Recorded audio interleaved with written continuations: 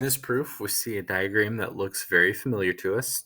Um, Two triangles sharing a side, but the given information is going to lead us in a different route here. And so this is a question that wouldn't expect you to get on your own, but it is a good item of discussion. And so let's look at our given information.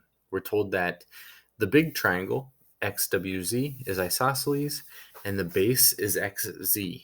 And so it's good to remember what the names of our sides in an isosceles triangle are. The base does not have to be one of the congruent sides in your isosceles triangle. So here's our base down here. And our given information does go a little bit farther. It tells us that um, xy is congruent to zy, and that is not something we would know just by looking at the picture. And that was part of our given.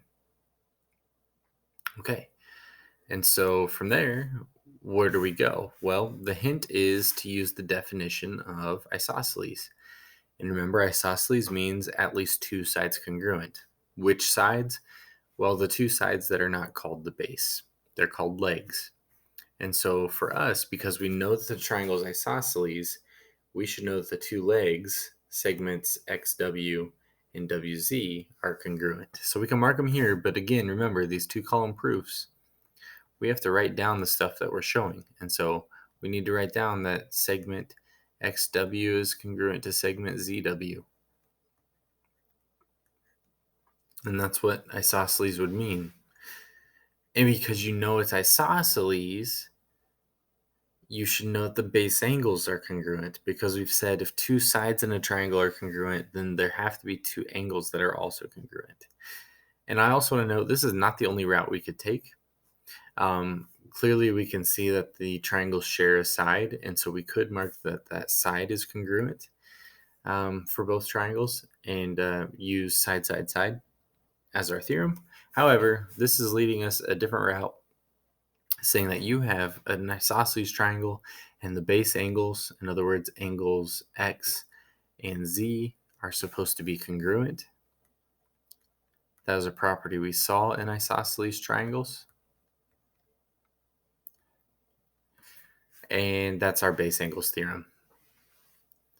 But now that we've done that, we see that we have three pieces of congruent information shown in our diagram, and it looks like we are outlining the theorem side angle side.